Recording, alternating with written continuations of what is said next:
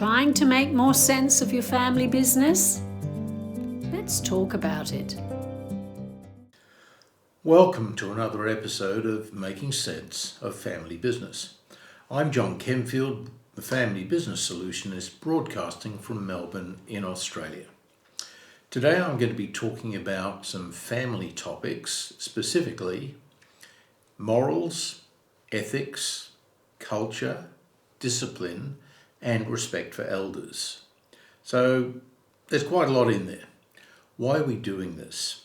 Well, it's our belief that a great many more family businesses would succeed and would be a great deal happier if they were more aware of the causes of conflict or more aware of the existence of conflict and better prepared to actually deal with the problems that have underpinned the conflict and will ultimately do damage to the family and the business if they don't get them under control.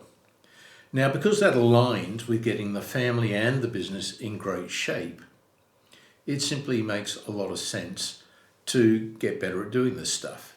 So if that's of interest to you, buckle in and let's go.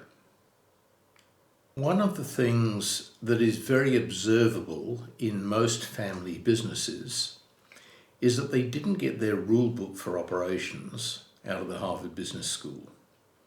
And one of the reasons for that is because family businesses are supported and have grown from business families.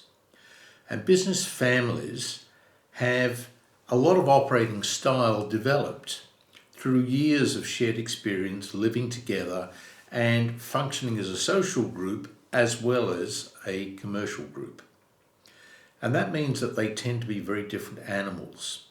And if they get it right, they're pretty much unstoppable. Unfortunately, for every one that gets it right, there are probably 10 at least that get it wrong. And a lot of those 10 that get it wrong are taken apart by conflicts that develop. So let's have a deep dive into what goes on in the family. And first of all, let's talk about what we mean by morals and ethics and culture and how they all intersect to create strengths or huge weaknesses. Now, morals are personal. They are effectively your beliefs, your values, and the things that will make you do what you do the way you do them, subject to the monitoring system you've got called your conscience.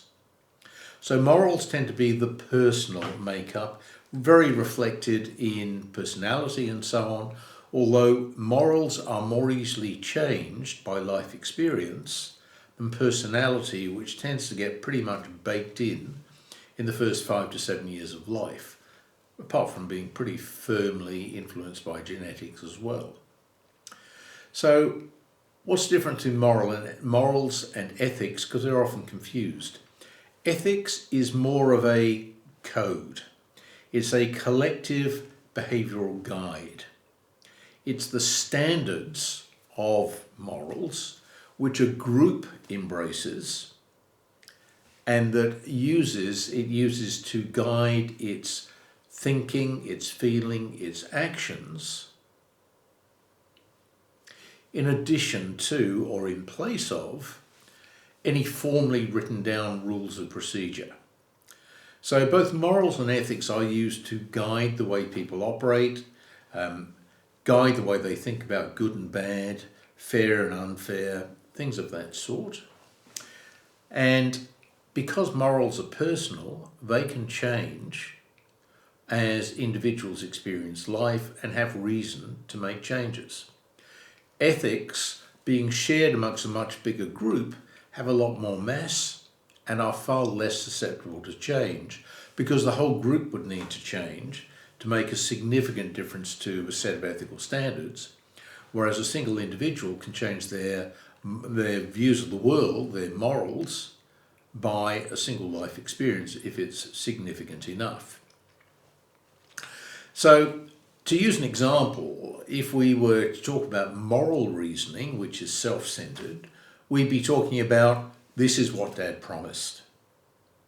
But if we're talking about ethical reasoning, we'd be saying, what process did we agree to use under these circumstances, because that is the standard that the group has developed over time and holds everybody subject to. Now let's throw culture into the mix here as well. Culture is very simply how things happen around here. The way we really do things rather than the way we'd like to think we do things. And it's a combination of morals, ethics, personality, circumstances, a whole raft of different things. But it basically builds into the underlying motivating driving force of a family group or a business or an organisation. It's what they stand for, it's how they operate, it's what they're all about. It's not what they say they're all about, it's what they actually do. Now, if you get cultural misalignment, it's going to be as damaging as a misalignment between an individual's morals and the ethical codes that the family has adopted. Cultural misalignment, though, arrives as a consequence of things like generational differences. So we may find, for example, that a young generation is risk-taking, it's got everything to prove, it's innovative, it wants to be expansionary and so forth, whereas an older generation may be a lot more comfortable with what it's already achieved and where it is now, and it may be a lot more protective. Now, if you get a culture misalignment between two generations, chances are you're going to end up with conflict between those two generations. And we often see that happening, particularly in succession processes, where the older generation has one view of how everything should work or why it shouldn't work, and the younger generation is impatient to make things happen the way they think they should be happening. Enter the concept of discipline. Discipline in this context is not about punishment. It's more about the systems and processes that are used to make sure that plans and actions and standards are actually observed, and it's the enforcement mechanism that holds people accountable. Now, I said I'd also talk a little bit about respect for elders in this context. Elders are interesting, and they are often one of the big causes of conflict during a family succession process, because the elders find that they simply cannot get with the program for whatever reason. Often it's because of a bit of an identity crisis that they have. And then that leads to them not sticking to promises they've made, which leads to a loss of respect, which leads to a loss of trust, and we've then got a whole mess coming on. Now, in the past, and particularly in the early days of mankind, which is most of our existence by the last 10,000 years or so, we didn't have the ability to record our knowledge and our thoughts and so forth.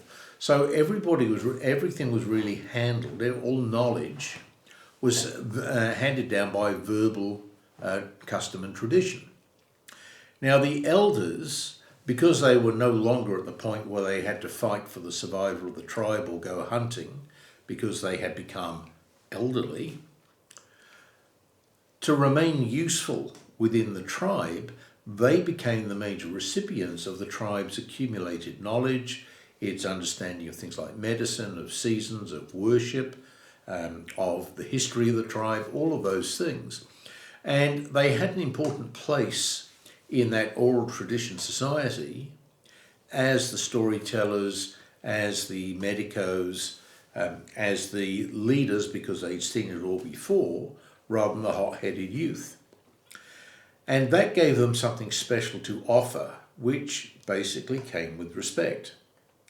Now, through religious intervention, social intervention, all sorts of other things, a lot of that early anthropological respect was translated into compulsory respect, if you like, a form of claimed respect, which became quite rigid at times. Now that most people have access to unlimited knowledge, and we have specialists to do things like tell stories, provide medical treatments, and so forth, the role of the elder has changed a lot. And unless they remain relevant and adaptable, they tend to lose the respect of younger generations. And a lot of the clash between the old generation and the new, it's always been this way, doing it this way as opposed to that way, but because the way of doing things has changed so rapidly with technological advancement in recent years, it creates massive more opportunity for conflict between generations. And so respect for elders is another thing, along with the clash of culture and the clash of morals versus ethics, that can create conflict within families in business. What sort of strategies and solutions can we adopt to minimise the risk or to fix the problems as and when they arise? Well, we can start with having plenty of communication to develop a shared sense of values, visions, purpose, relevance, and so forth, so that we reinforce how everybody is important to everybody else in a family group, and thereby maintain respect, provided they can then deliver and behave as they have promised to behave and as we tried to make them behave. Another thing that we can do is turn implicit